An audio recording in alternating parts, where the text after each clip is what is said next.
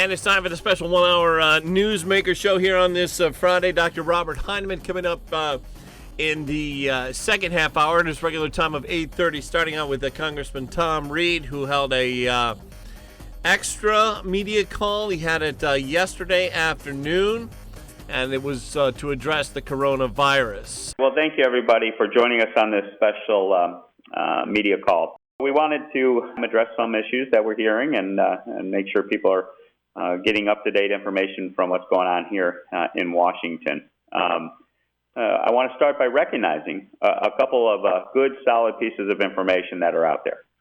One, last week on Friday, don't lose sight of the fact that $8 billion was agreed upon in a bipartisan basis to be delivered through our public health care system to the front lines to deal with this coronavirus situation. On top of that, let's not lose sight that we are dealing with a U.S. economy that is fundamentally the strongest we've ever seen in our lifetime in regards to the fundamentals. This is not 2008. This is not a situation where the economy is based on structural flaws in the banking system or other areas, housing markets, etc. This is a economy that its fundamentals are solid. And so as we deal with what numerous experts have weighed in with us in regards to the economic impact of the coronavirus crises that we're seeing them play out on the market in particular, much of this is driven by the fear and the anxiety and the hysteria of just not knowing where we stand. So that being said, I wanted to start with a message of being calm. We need to stay collected in our thoughts, and as we go forward, recognizing the actions that were taken in a bipartisan basis last week with $8 billion to make sure the public health system has the resources like tests, like equipment, like supplies in our hospitals and healthcare providers to deal with those individuals that are in need of medical care. Right now, the most up-to-date information I can give you from what is going on in the House of Representatives is we are in a wait-and-see mode. They're supposedly talking between the Speaker's office, the White House with Steve Mnuchin, but I will tell you all reports I hear is that this is a partisan-based conversation. It is a lot of who's going to be blamed for not coming together in regards to dealing with this situation. And we'll soon find out in about an hour or two if any legislative action will be coming out of the House of Representatives that could get signed into law in regards to a response. That being said, we are part of efforts to continue to talk across the aisle with our friends in the Problem Solvers Caucus and others to see how we can best maybe put a package together that will allow us to provide relief to folks back home if this virus continues to escalate in the magnitude that some folks are talking about. And so if people have to deal with loved ones, if people have to miss work, that we put them in the best position to weather this storm in a solid and economically safe position. But that being said, I will remind folks of the action that has been taken. The fundamentals of the economy are strong, and the powers of the federal government that are retained by the President of the United States in these emergency situations. And so we have already seen action taken on the unemployment board in regards to flexibility announced by the Department of Labor in regards to providing resources through the unemployment insurance programs that the states administer to provide additional flexibility based on Department of Labor standards to allow those programs to be tapped into by the states to provide relief to people that are facing an unemployment situation. We know, and the White House has talked publicly about it, about provisions under the Stafford Law that the President can tap into when it comes to emergency powers to deal with things potentially like paid leave. And so I anticipate that further White House action will be coming down the pipeline to make sure that the resources of the federal government are deployed if the House continues to go down this partisan approach that we're seeing unfold from this morning to this point in time. That being said, I also will again stress we need to remain calm, collected, and we also need to make sure that as we deal with this public health crisis, the public health and safety of our residents and folks has to be the priority, in my humble opinion, for the short-term future. That means that I think there's a role that individuals can play in regards to recognizing that separation from each other is not a bad thing right now. You're seeing the common sense recommendations such as ceasing shaking hands, giving each other a little bit of physical space from each other. And then also, if you're feeling ill or sick, make sure that you stay home and that you reach out to your doctor, to your healthcare professional, if you need assistance there. And don't be afraid to do that or to stay home, not only for your own health, but the health of those that surround you. And then finally, it is legitimate and a serious concern that I see that we need to deal with on the public health side, and that is making sure that the population that is most acceptable to this virus, the elderly population, especially those with a serious underlying health condition, that we are sensitive to that population, and that folks pay a little closer attention and provided additional resources if possible to make sure you're checking in with your loved ones, with your family members, make sure they're feeling well and they're getting whatever they need in order to make sure they get through this as safe and secure as possible. And I'll end with a fundamental message that I am very confident that if we stay calm, cool, and collected, that we will make the appropriate decisions here in Washington. We will continue to weigh in to say this needs to be a situation where we address it like we did last week in a bipartisan, non-Republican, non-Democrat basis, but more as an American elected official. And whatever is necessary to get to the finish line, we will work together to get through this crisis and focus on public health first. And then additionally, down the road, I think there will come a time to talk about economics. But right now, let's focus on coming together as a country and as a group to deal with this in a non-hysteric type of manner. So why don't we open it up to questions? Will, what do you think?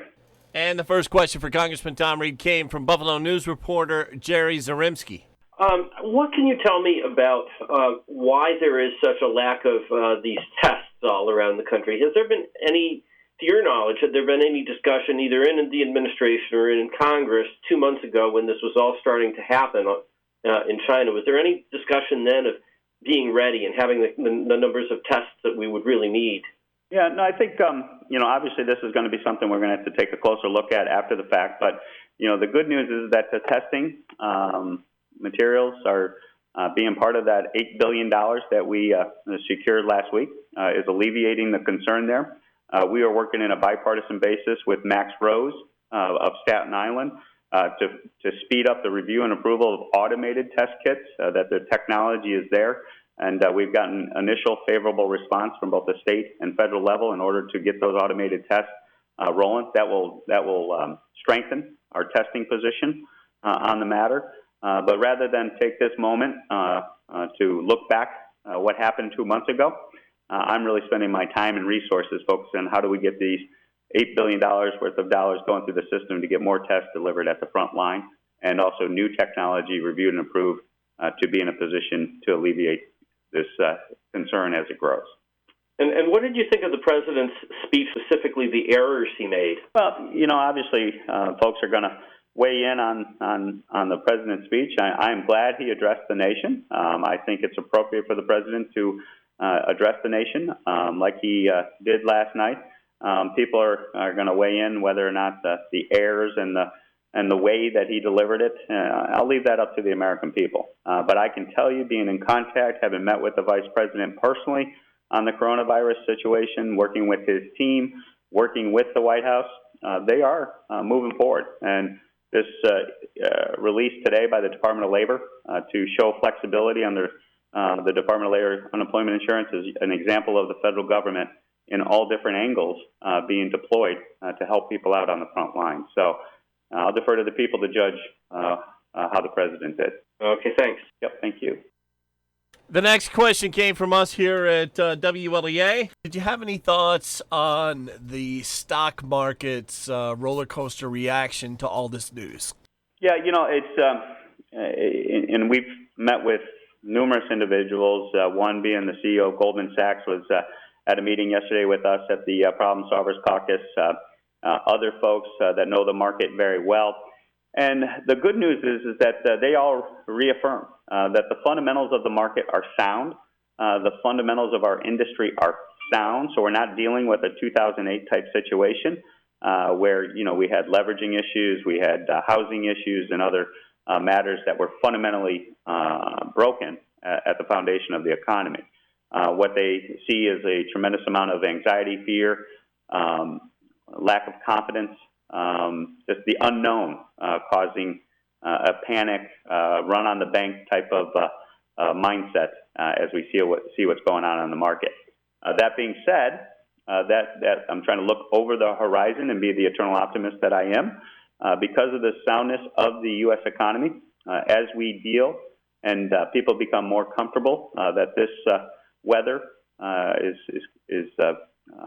we're getting through it in a calm, collected way, that confidence will be restored, and that the economy will catch traction again going forward. But so that's kind of where I'm at with it right now. But the most important thing is not, to me, the market is obviously something to be concerned about, but the most important thing is working together from a public health crisis perspective to make sure that our healthcare system and our communities and our residents feel comfortable and safe that this is being addressed.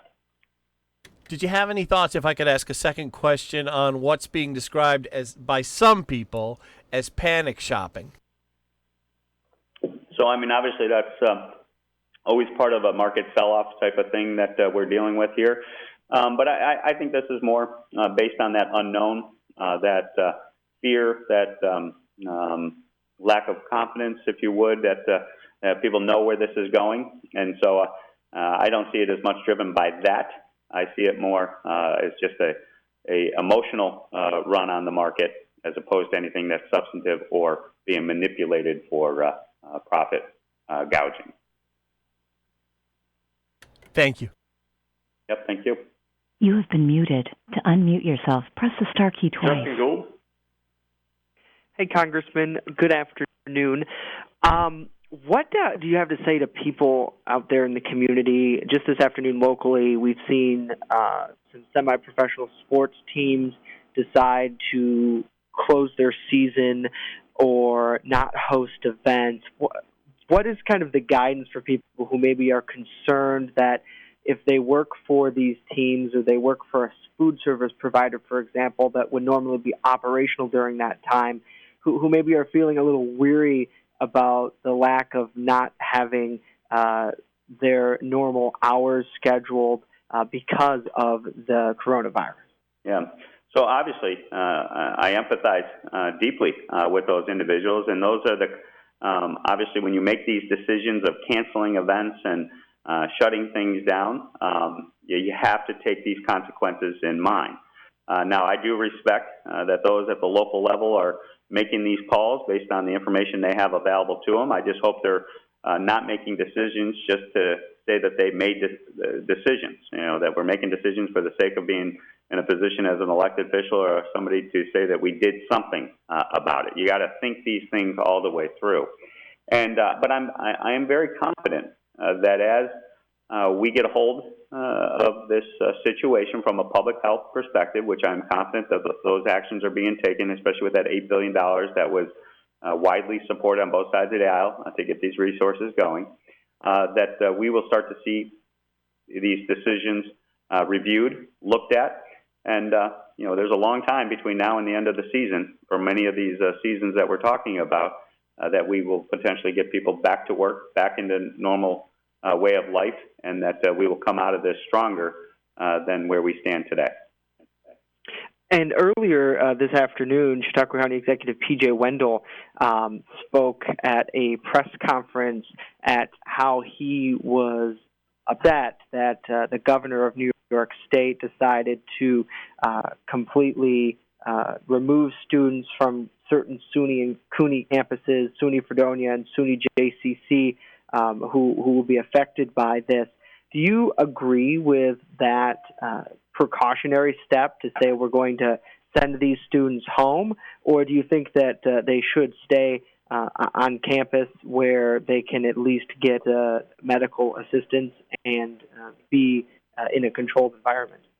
Well, first, I want to give credit to we were on a conference call with P.J. Wendell, George Borrello, the mayor of Fredonia, Doug Essex, and some of the village board members. So I was talking to them right before I believe they had that press conference and giving them real-time information as to how we knew it from here at the federal government. So we are communicating up and down the chain, which again shows you the strength of the relationships that we have and how we're all working together to make sure everybody's informed.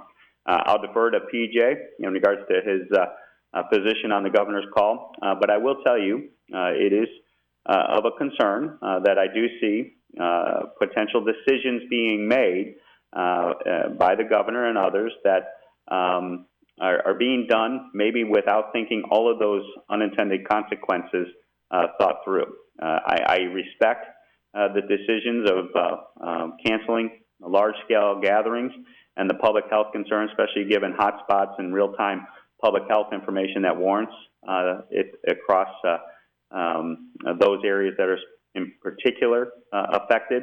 But that's why I don't think you're going to see a one-size-fits-all United States of America type of standard because we are such a diverse and geographically different country. It is tough to imagine that a one-size-fits-all type of action is appropriate.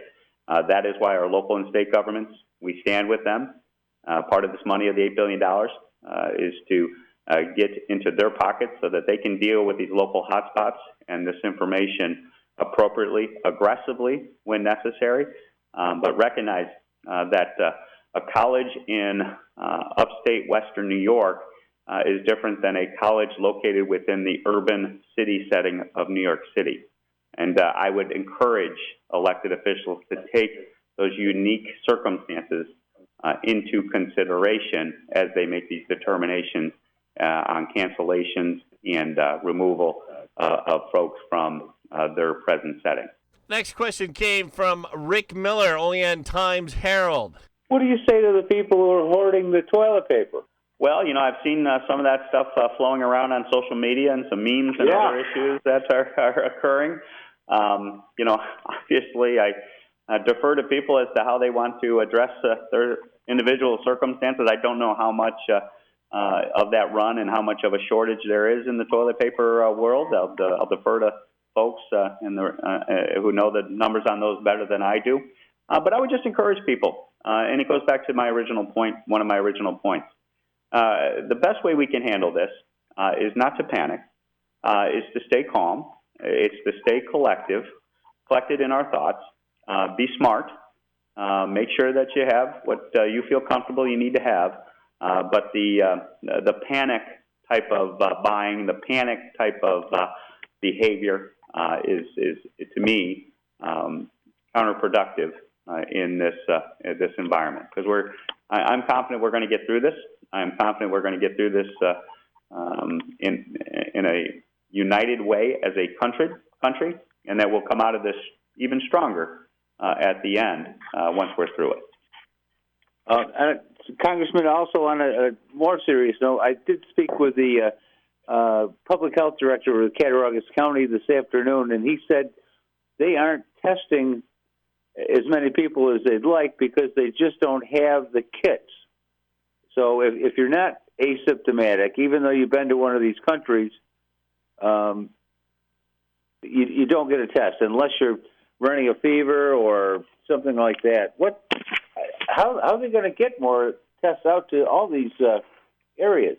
Yeah, no, that's exactly the priority. I would agree with that, and that's why that $8 billion was so critical last Friday that we got running through the system. We're already seeing millions of dollars being deployed at the state level. That will make sure, and we're doing calls as we speak with local officials, local public health officials, to make sure that as this money flows through the system, that kits are delivered across the state, across the district, where they are needed and are necessary to get that information flowing, so that that individuals can be treated appropriately and mitigate. Because that's the big piece right now where we're at. I believe we have moved past containment of this virus, and we are now in the mitigation phase and getting the information as to who is been exposed to this, who is sick as a result of it, is known, so that the public health recommendations can be followed, and the impact not only for that individual but on the surrounding community are mitigated from exposure. Thank you. Yep, thank you.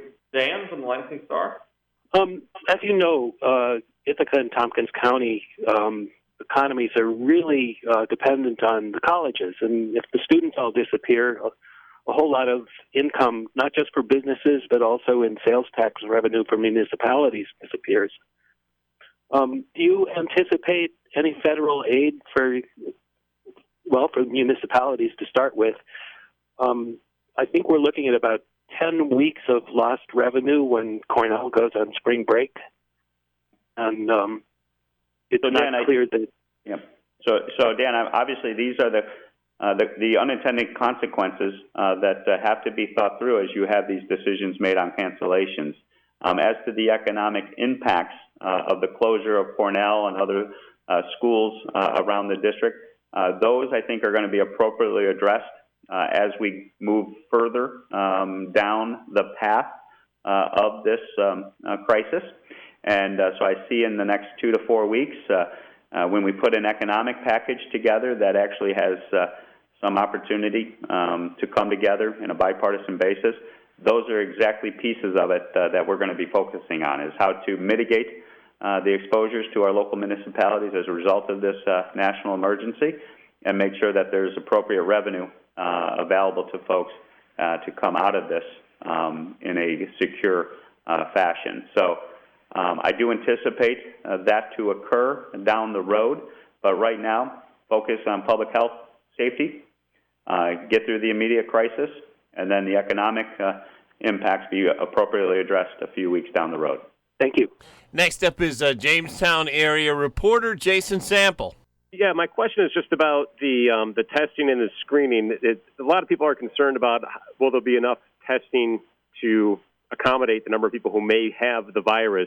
You may have already provided details on how that's going to be rolled out, but what are your thoughts about testing? Will there be enough testing in place in the coming weeks to deal with the amount of people who possibly could have the virus? So we did touch upon this earlier, but the testing issue is one of the critical pieces on my radar.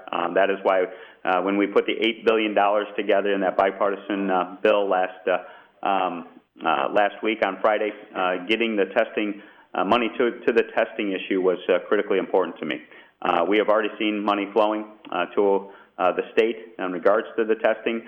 We are asking for a speed up of the review, working with Max Rose on a bipartisan basis, a member from Staten Island, to get automated test kits through the system to further enhance the response on this issue.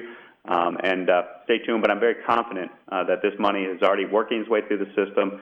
Tests will be available, and this issue will hopefully be fully addressed in very near term. Any indication of how long it will take for it to finally get finalized and put in the hands of the first responders, so to speak? It's already being done. So now it's a matter of getting them to the right place, getting them produced and allocated to the hot spots, if you would, and getting them throughout the entire system so that people are adequately prepared if a hot spot develops in a different area. Okay, thank you. Yep, thank you. All right, that wraps it up. Thanks, guys. All right, guys, really appreciate it. We'll talk soon. And that's it for Congressman Tom Reed's specially held press call from yesterday. We're going to hear from Dr. Robert A. Heineman in just a moment here on AM 1480 WLEA. Stay with us.